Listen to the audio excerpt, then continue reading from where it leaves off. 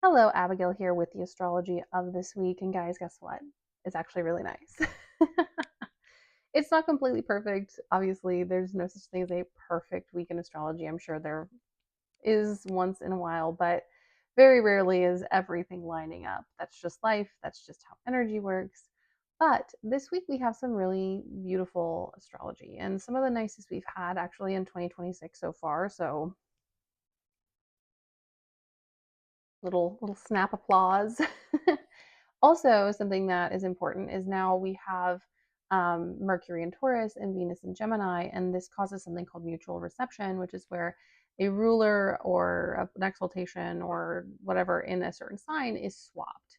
And so currently, Venus is in the sign of Mercury's rulership, and Mercury is in the sign of Venus's rulership. And while neither a Mercury or Venus in Gemini or Taurus is necessarily detriment or bad in air quotes, detriment or fallen, it does create a nice sense of harmony and flow, which we love. Also, Jupiter is still in Cancer, so we have an exalted Jupiter, and then we have the Sun in Taurus, which is kind of neither here nor there. It's not anything extra special, although I might argue differently as a Taurus, but it's not anything extra special energetically. Um, and as you know, and then we have Mars in Aries, which is in its own domicile. So the overall energy is actually pretty great, and we have several really lovely events. So let's lock in. So on Monday we start off with the Sun sextile Jupiter. Really nice energy. Sun in Taurus, Jupiter in Cancer. A sextile is so one sign over, so we have Taurus, Gemini in the middle, and then we have Jupiter. And so it is a aspect that is very friendly. It is not as big as a trine, and there's not friction like you would find in a square. And so in this moment, we actually get to breathe a bit with the sun, which is our sense of self and ego and the brightest luminary in the sky, or at least our sky. And then we have Jupiter over in Cancer, which is this expansion and growth. And honestly, what's kind of been holding it all down because it's one of the few planets that we've had in a good spot consistently throughout 2026. Although it was retrograde for a lot of that. So, but we now get to experience this sense of flow. And so we're going to be experiencing abundance more clearly. We're going to be having more instances of luck and of play. You know, if you think about Taurus as this very material sign, it is rich, it is delicious. It's currently being ruled by a very quixotic and playful Gemini Venus. And so we get to have some fun. We get to kind of flow and move and just shift through things. It feels like some things that have been difficult are going to be unlocked in this moment. Some ideas and mindsets that we've had, especially when it comes to good things, are going to dissolve away, at least for now.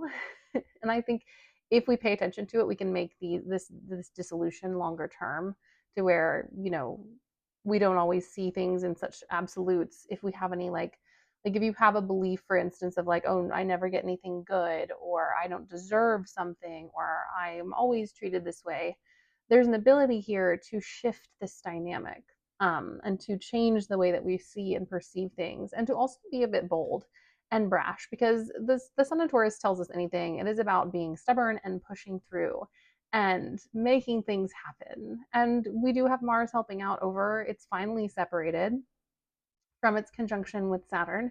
And so Mars is kind of bold and brave and moving forward as well. And so there's a sense of us being able to claim and even to take back some of the power that might have felt stripped away from us during earlier astrological events. So enjoy, wallow, party hard, have fun, because on Tuesday we also get Mercury sextile Jupiter. And if you know anything about astrology, if we have the Sun and then Mercury following quickly, we're also coming up on a Cazimi, so buckle in for that. But we have Mercury sextile Jupiter, and there's a flow in communication. And I love it when the personal planets get close to the Sun or close to each other, because then we get these kind of ricochet moments where we have the Monday that's more expansive and more friendly, and then we get this communication of that expansion, and we get to share thoughts and ideas. And with this, I think we're getting a broader view of what a possible future like us could be. Now, obviously, there's other stuff happening in the sky. Uranus at the beginning degrees of Gemini, trine Pluto. We have the sextile between all of that and Saturn and Neptune, mostly Neptune at this point because Saturn is starting to separate. But with that backdrop, things can feel pretty intense. A lot is shifting and changing. But in this moment, we get some of that power back. In this moment, we get to imagine and believe in what we deserve for ourselves, what we deserve for our communities, and what we deserve, what our friends deserve, and the relationships that we deserve to have are really coming to the forefront. People ask me, what do people come to readings for you for? And I was like, across the board, it's love, money, and career. And if you think about money and career, they also involve relationships. And then we have love, which I think we can expand beyond the typical, definition of romance into a more expansive term of like family and friends and children and animals and all different types. And so in this moment, there is an expansion around how we connect to others and how we care for ourselves. There's also plans that we can put in place at this time, or at least start to put in place for future security.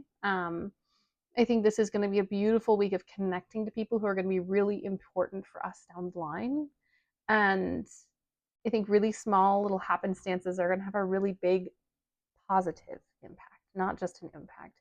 And so we get this really special week in which we get to communicate and we get to love more fully. It also feels as though a lot of earlier 2026 has ripped some stuff away, and we're getting to get to fill the gaps again, get to fill in the places where we've removed people from our lives, where people have left our lives, where we've had to move past certain dynamics and connections.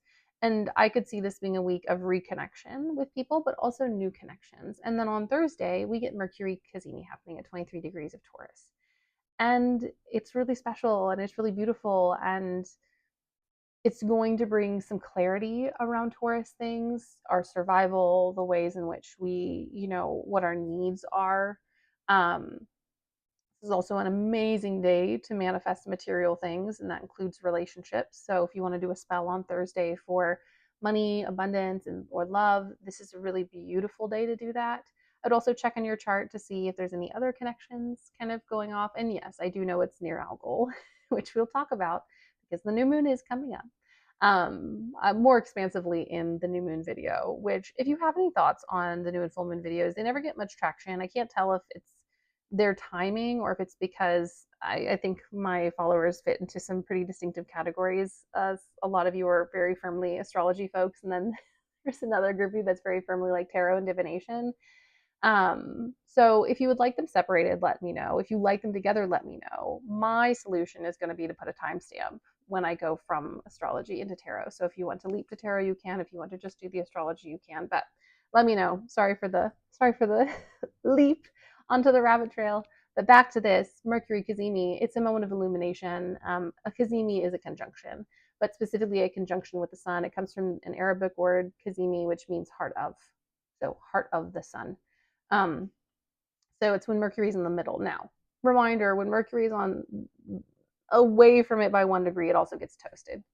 And I meet so many people, clients and people in the wild who have a combust, which is within 8 degrees of the sun, or under the rays, which is 8 to 7 degrees of the sun. And this means it gets pretty crispy. So do know that we do have all of these happening with Mercury getting a little bit singed. But in the heart of the sun, it is like the eye of a storm energetically. And so we get clarity, we get focus, we get magical moments. It doesn't necessarily have to be a huge day because it is a personal planet, but it can be a day where we are given little gifts by the universe or signs that something is changing and shifting or a connection we didn't expect. And so I really encourage you. And as I'm saying this on my recording, it has been recording for 10:10. So little angel number there for you. So it's a very special, special moment.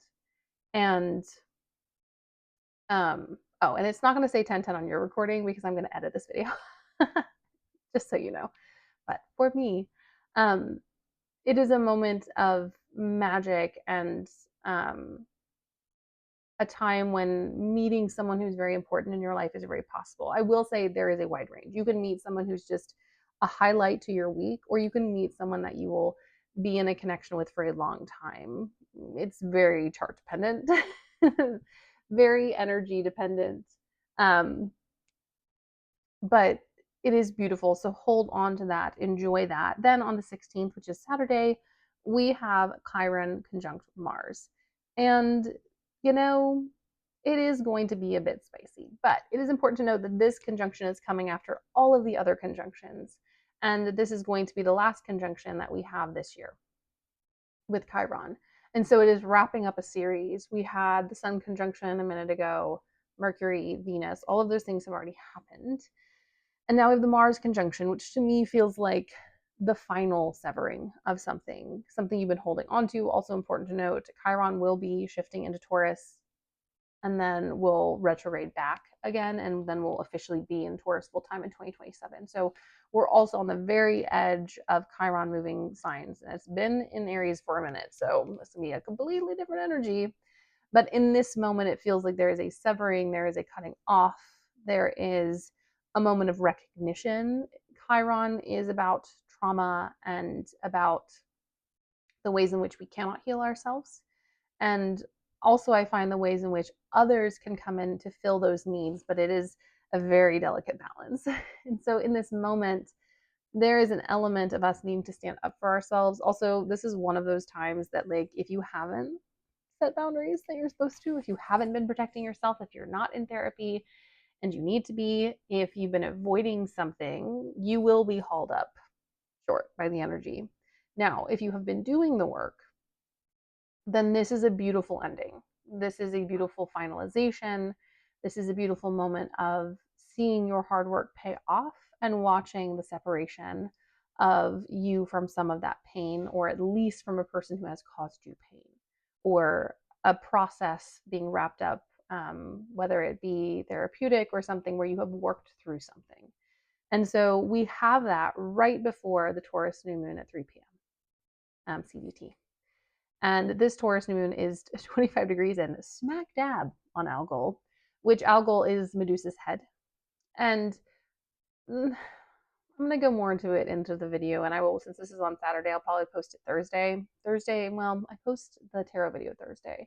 Probably post it Friday morning so that you have a day ahead of it. I like to give a buffer so that you can look at it ahead if you want to get to know what's going on, or you can look at it during or a little bit after, whatever you feel like. Anyways, conjunct Algol and not really an aspect to much else. The only thing it's kind of touching at all is Jupiter, which we love that. But conjunct Algol, there is an element. I do think on the world stage, we are going to be seeing the disruption that Algol can cause. We're going to be seeing the misfortune that Algol can bring.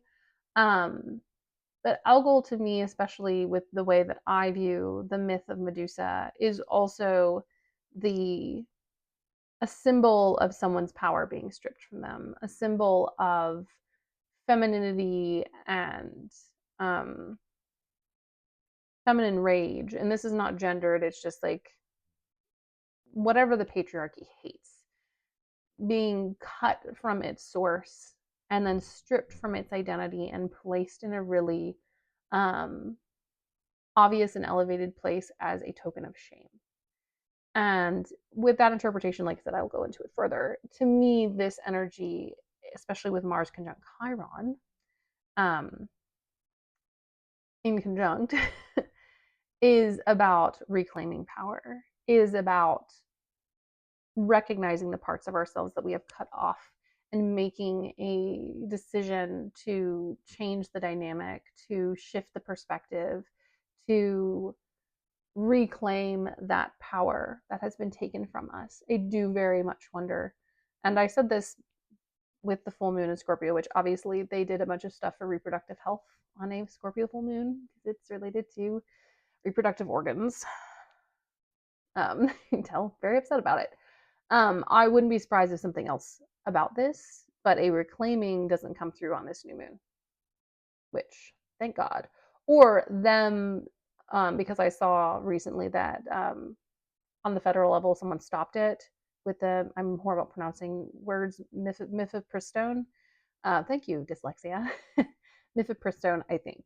Um, that they might try to strip it away again, very much in this myth of Medusa, where a man rolls up and tries to take over someone else's space, and then they get turned to stone, and they're upset about it. Ugh, gross. Anyways, but personally, my vibe is this is very benefic. There's just challenging themes within it. And keep an eye peeled for that video, which will be longer. Then we move on to Sunday, where we have Mercury going into Gemini. It shifts out. We only have a few days left in Taurus season. We will have a Gemini Mercury for a Gemini season, which will be fun. Well, not all of it, but for part of it. And we get some things are going to pick up pace, which will be nice. A lot of the kind of slow, regressive energy we've been experiencing, which I don't hate a Taurus Mercury at all. I actually enjoy it. Words mean what words mean. And if you're going to shoot your mouth off, people will have records and people will remember and people will quote you, and you won't be able to escape the things that you said during a Mercury Venus Taurus transit. And Mercury Venuses will not be forgetting the shit you've said to them. So keep it locked in. But in Gemini, it is more playful, it is more fun, it is a sponge for energy and interest and different, which I think is really fun because we're going to have it in here during the end of spring, which is so playful and light and pleasurable. I think there's also going to be a lot of connections with people coming in with this transit, partially because we also, that very same day, because of how quickly Mercury moves, we also get the Mercury Uranus conjunction. And so I think a lot of new people and connections and communications are going to happen. I also think we're going to see some interesting themes on social media during this time. I also think we might even see, because you might think, oh, Mercury and Gemini is just going to be generating generative AI, but Mercury and Gemini is smart and clever and generates its own power.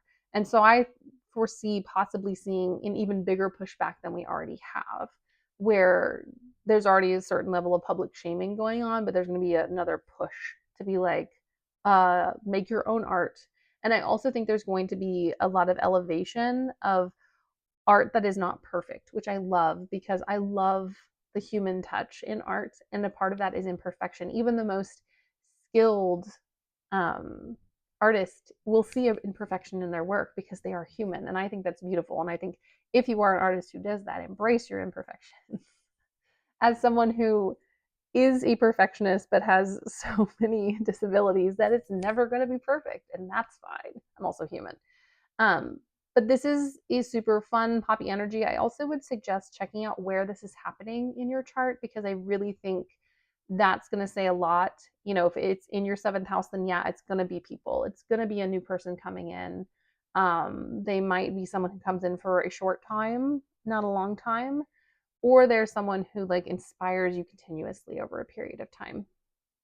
If you get it in the first house as a Gemini rising, this is about you bringing your unique perspective to the forefront. So definitely go and check where that is, and see what those themes might be. If it's in your 10th, it could be a career visibility thing that's really popping out, and you're like, I did not expect that to go viral, or I did not expect this part of my career to become a major focus. This was something fun I was doing on the side, or I just have been working for so long I didn't expect something like this to happen. So definitely keep an eye out for that. But while we do have the Chiron Mars conjunction and the moon conjunct Algol, I really think that this week overall is one of the better weeks of 2026, and that we should celebrate it and that we should enjoy what we have while we have it. Because in Leo season, we get the eclipses. Well, an eclipse, and then another eclipse in Virgo season. Gotta love how the patterns of this year are working. So enjoy this week.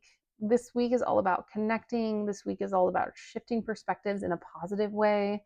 It's about finding joy. And I don't mean like digging through the mire to be like, oh, I'm finding joy in the mud between my fingers. No, finding joy in the beautiful things, in seeing things coming to fruition in your life, in believing that that is possible. Because, you know, I hate to break it to people, but with energy, there are very few of us who can go through life not believing stuff and still getting them. They exist, but most of us have to believe that something is possible. You know, I see a lot of people, especially those who've like maybe been single for a long time, who have struggled in relationships or have issues with their career, being like, it hasn't happened, it's been forever. And while I don't want to minimize that at all, as someone who has been through and is still going through very long cycles of lack, you know, you do have to believe and you do have to have a plan. And maybe this is my Virgo moon, Virgo rising, Taurus sun talking, but that's what I'm here for. You have to have a plan. You have to believe in something. You need to set a deadline. And if it doesn't meet the deadline, it doesn't meet the deadline, but you had something to push towards. And so this is a great week to be like, you know what? I'm not accepting less anymore. And even if it takes a while to get more, I believe that more is possible.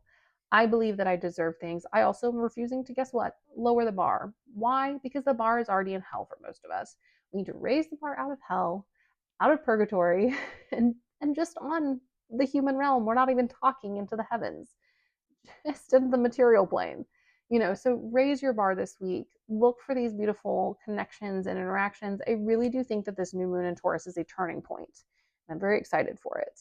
And you know, the sextiles with Jupiter, I don't think can be understated. They are beautiful, they are rich, they are fresh, they're not so overwhelming as a trine. And so we get to do more with them and we get to communicate our feelings and we get to connect to the people that we love.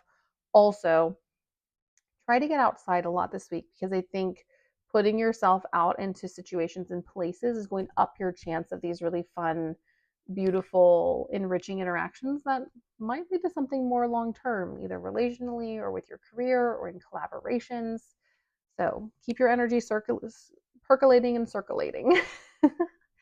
And if you can't get outside because of your health or because of your schedule, when you can, do some ritual work, do some spell work, and really have like your energetic beacon on when you're outside to be like, come to me, goodness, come to me, connections, come to me, joy, come to me, abundance and money, um, because you deserve to have more than enough to survive. And we all do.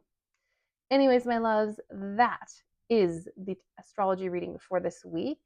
A reminder, I do like a little companion tarot reading with these. I don't really talk about the astrology because they are 3 minutes long, but I record them right after this, so they have the same energy as this video. I also do candle wax readings on Tuesday. They are released at 12 p.m. CET on this page. I do a pick a pile or a tarot reading Thursday, 12 p.m. CDT. These videos drop Saturday at 9 a.m. And then the reel goes out whenever I do. And then the full and new moon videos are based on when the full and new moon is. Anyways, just so you know my schedule, please subscribe if you haven't already. It really helps this channel to grow. And I have no idea what I'm doing. And so it also tells me when I'm doing something positive and when I'm doing something that resonates. As always, I encourage you to like, to comment. If you have any questions, you can always pop them below. I'm more than happy to answer them. You can also follow me over on Instagram. And if you want to book a reading with me, you can go check out my website, thekeenwitch.com, or you can slide into my DMs over on Instagram. I'm more than happy to answer anything there. Or you can email at thekeenwitch at, thekeenwitch at proton.me. And they will all be down below so that you can find me wherever you want to find me. Anyways, my loves, I hope you have a divinely beautiful week. I hope you enjoy this energy, and I will see you all later.